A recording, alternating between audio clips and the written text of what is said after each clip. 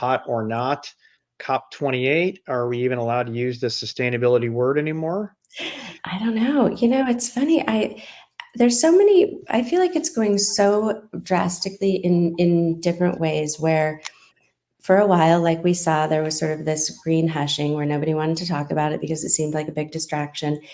And I really like the direction that a lot of companies are taking. And this is a little bit off the COP28 category, but so many companies are taking this direction of really moving sustainability into their products and talking less about sort of the greenwashing discussion. Although there is stuff that has to be discussed and there are regulations around it. So Conference of the Parties 28 was held in Dubai, a record attendance with 80,000 participants it was the largest international climate conference. So of those Do all of 80,000, them, do they all sail in their boats, their sailboats, or private jets? yeah, well, so when you think of it that way, Pat, you are absolutely right.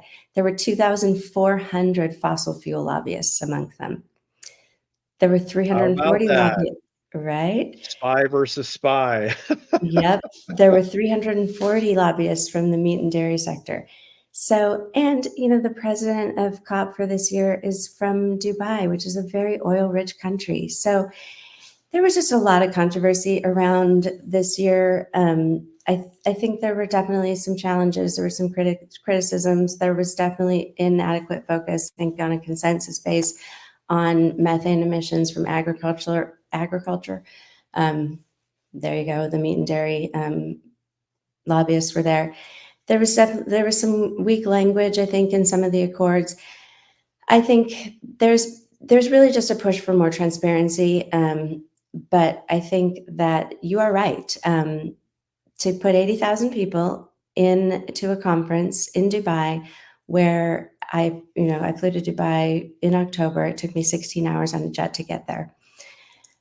So yeah, there's some contradiction there. But I think, in general, there was a little bit of optimism that came out of it, but there was definitely some acknowledged limitations that came out of it. And I think, hope to drive a little bit more of, I think what's really needed is just some consensus around language, around how people are going to report things and talk about them so we can get away from, is this greenwashing? Are we all kind of trying to move towards the same thing and stop politicizing it? Just make it's like a very standardized approach to reporting. And as scope 3 emissions are mandated in reporting, it's something that just has to be done. And I think we're seeing some companies like SAP and Success Factors doing that really well without it becoming such a like, I'm right, you're wrong thing. It's just facts. It's like, I had an accountant once at a nonprofit that I was on the board for, said, they're just numbers. You can't be mad at it because they don't care. And I think that that's kind of the approach that we need to take with regulations on this. Set the number, and everybody just needs to be able to measure them and report them, and in a way that is consistent and auditable. And I think the hot or not on this was a little bit of a play on words with global warming. Well, I saw where you were coming on this, and I think it needs that, but I also think it needs a dialogue about the downstream effects. I don't think we can continue to push our pollution problem to different countries.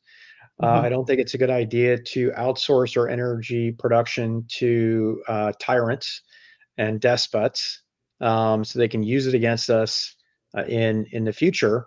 And if we're going to come up with something that says that we need to have a certain amount of electric cars on there, it'd probably be a good idea if we factored in the pollution it causes to create the electricity and the production of that electricity, and actually have a grid that's capable of supporting those cars. And right now, the Biden administration is advocating something that would require 10x more power than we currently have in the United States today. And I believe that we should be looking hardcore and nuclear. I think it's the only way we're going to get the amount of power that we need. And we have to also a very open dialogue. I mean, when it comes to solar panels and dumping the old ones in the landfills after Right. 25 years, the toxic chemicals that are in those. So I think it's time Batteries as well. for, yeah, I think an open conversation about how we're going to do this down the line that's realistic, and getting groups of people to get agreement on certain areas.